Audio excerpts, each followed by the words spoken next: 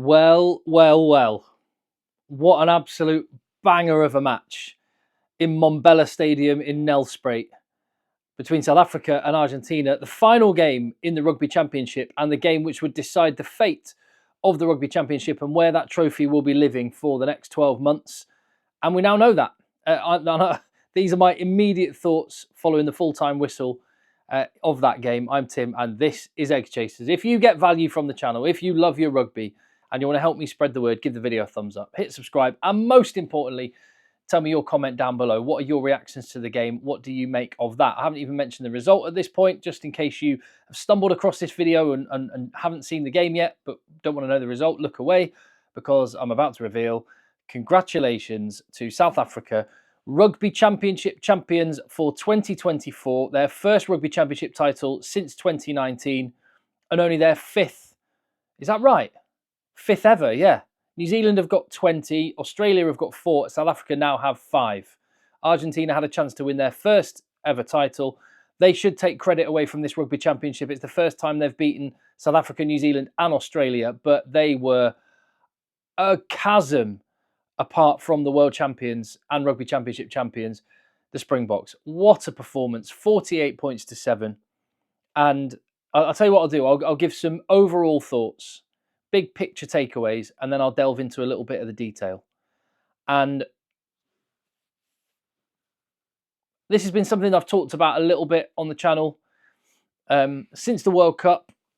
You know, where does this South Africa team rank? Where might they rank when we look back in the future? And I think we've just seen them win a Rugby Championship, something South Africa do very rarely. A championship team, World Championship team that is, but experiment a bit between World Cups, have dips in form, stuff going, shenanigans going on behind the scenes with coaches and stuff in years gone by.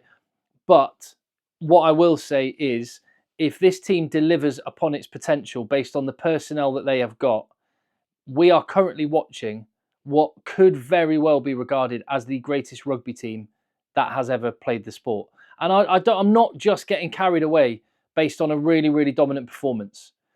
As I say, it's a big if they deliver on the potential that they have with the personnel that are on the field.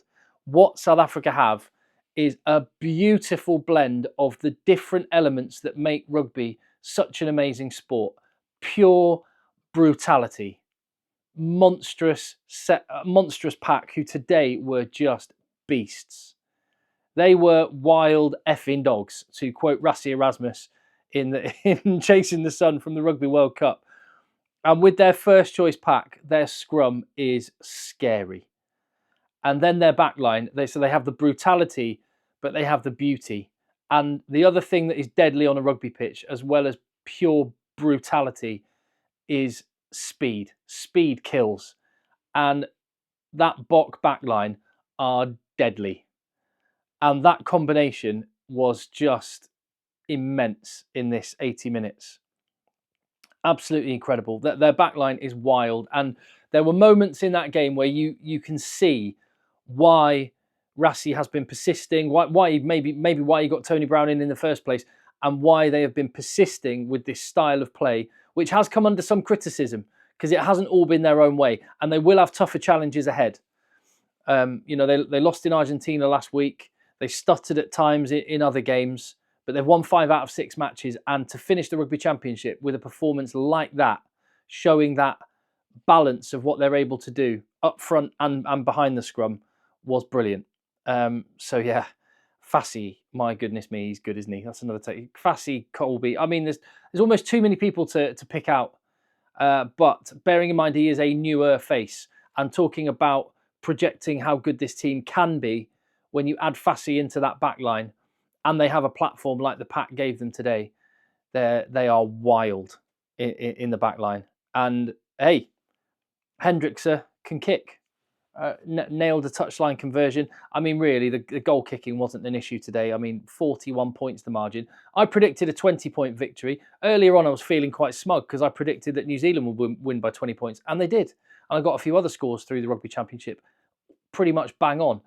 This one, I was wrong, because 41-point margin is massive at this level, but no less than South Africa deserved. Yeah, Marnie Libok, without the pressure of the tee and without that responsibility, the freedom that he played with, the crossfield kicks, that left boot, well, he's got both feet. I love how he can kick well off both feet. But the crossfield kicks were a menace in this game. It reminded me of the quarter-final against France in the Rugby World Cup. The atmosphere. Let me just talk about the occasion and the atmosphere. That stadium is mad. I was there in Johannesburg, there in Pretoria, there in Durban, and there in Cape Town. And Nelspruit, people said to me, are you coming to Nelspruit? It'll be really good fun. I couldn't be there. My friend, Lewis, who was with me in Cape Town and Johannesburg, he was there at the game. And he said he had people coming up to him who recognised him from some of my videos when I was in South Africa and saying, "Is Tim here? Where's Tim?" I'm not there. I blooming wish I was, because the atmosphere looked incredible. Everyone's talking about New Zealand having a fourth quarter scoring issue. South Africa have got a third quarter scoring issue. They didn't score between 40 and 60, but they scored 48 points in the rest of it. So I think they'll be all right with that. And they absolutely battered Argentina, but there is still room for improvement. The ceiling is higher than they showed. And there were times during that match where I was thinking of, the Simpsons meme, where there's that crowd and like Krusty the Clown and someone else is, I think, piling in and hitting someone, and the crowd are saying, "Stop, stop, he's already dead." That sprung to mind in the closing stages of that match. And Eben Etzebeth is officially the most capped Bok of all time. And with that performance and that result and another trophy and another medal, there'll be a proper party going on tonight, and rightly so. What about Argentina then? Big picture thoughts from them. I'll tell you what, they're brave guys. They never stopped. They were not up to the challenge today, but they are tough. There was one, I'd say they're really, really brave, but they're naive as well. So let's focus on the positives. Their attack is devastating. When it clicks, it is amazing. That try they scored. Who scored the try? Was it Albanese? I forget who scored their one and only try in the first half. I'll come to that when I run through the game. But the handling close to the line and in contact is just exceptional. And I was thinking as I was watching that game, imagine that Argentina backline, what they could do if they had the platform of a South African scrum. That would be awesome to watch. But as it was, this game was just lost up front, where Argentina were absolutely dominated. And they've been good. No cards for Argentina. They've been the best disciplined team in the Rugby Championship until today. And it was a measure of the pressure they were under. 2 yellow cards and 1 red card. Yeah. I mean, there was one shot on the telly of an Argentinian fan asleep after 66 minutes. I'm assuming that was probably from getting stuck into the brandy, because that game did not lack entertainment. And let's go through it in a little bit more depth then, from minute 1. Well, firstly, the noise coming through the television. What a vibe it seemed like there was in the Mbombela Stadium. And in fact, I got a message from the mate of mine I was in Johannesburg and Cape Town with, and he just said, "This place is mad." I would love to have been there. But I remember watching some old Rugby Championship games earlier in the tournament, and there were empty seats maybe 10 years ago at South Africa games. Every stadium, wherever you go in the country, is absolutely packed. It's something special at the minute, and it helps when you're winning, and it helps when you're playing rugby from the gods. That as I say, blend of brutality and beautiful rugby. The anthem, how loud was that? Eben Etzebeth moved to tears. And then, well, I'll tell you what, one thing when I was in South Africa, the song, and I heard it immediately following the anthem, Sister Bettina, which, you see, I remember when I was out in South Africa, I was going, I know this song. Oh, yeah, it's that Arlia song. Try Again, was it? From like the 90s or early noughties or something like that. And I got educated while I was there. No. That was the original. This is a sample. It's a South African fella. I forget the guy's name, but Sister Bettina, absolute banger. National anthem, followed by the unofficial national anthem, and the noise, the roof was coming off. And I don't think Rassie Erasmus needed a motivational speech for this one, but if he had given them one, I think it would have been, again, to quote him in Chasing the Sun 2, F them up. And they did. They started like a train. Penalty, no thought of going for 3 points, went for the corner. There was innovation with that line out where Etzebeth caught it, threw it over his head to Peter Steph du Toit, who was also at the top of his jump. A scrum penalty, Dielende butchered a 2-on-1, but it didn't matter. They got another penalty, another dominant scrum. Eventually, Fassi goes in. It was a bit like that in I can't remember the Marvel thing. I am inevitable. Thanos. It was a bit Thanos going on. It was inevitable. Anyway, it was 9 minutes before Argentina had any ball. They were going for the edges, but they weren't able to get there in the way that they were last week. Colby intercepted, put them back in their own 22. Another scrum penalty. And again, if you've played in a game where I've played many times on both sides of it with a scrum that is absolutely pounding the opposition and one when you're taking a hammering, and it psychologically has a massive effect on you. Because if you're playing behind a scrum that is just smashing the opposition like South Africa were, you're not worried about giving a knock on. Because, oh well, we'll probably win a penalty from a scrum if we knock it on. And that means you can play with a kind of freedom. And similarly, on the flip side, Argentina knew that if their handling wasn't perfect and it did get a knock on, they could end up being 50 metres back down the pitch, being penalised against them and back on the defence. So psychologically, the scrum is still massive. And I love that about rugby. It should never, ever change. And there's a little bit of me that wondered whether Rassie got on his radio after about 60 minutes and went, yeah, just take it easy. Back off on the scrum a little bit, guys. Back off on the scrum. We don't want World Rugby changing any more laws. But they were just smashing them. And Peter Steph the Toy. 2 tries for him today. The first one, like a quarterback sneak. Touchdown.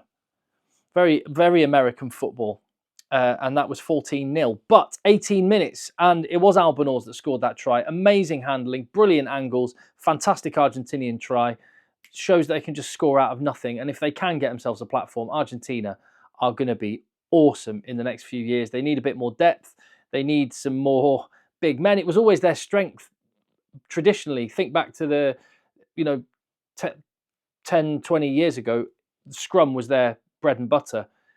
They've changed and evolved the way they play now. It's great to watch, but they need to go back to that old DNA if they're going to really compete. It got worse for them when they lost Chocobares. Unfortunately, Fassi slipped on the turf and ended up becoming a human missile straight into Chocobares' knee. I hope he's all right. Totally accidental, nothing Fassi could do, but really unfortunate.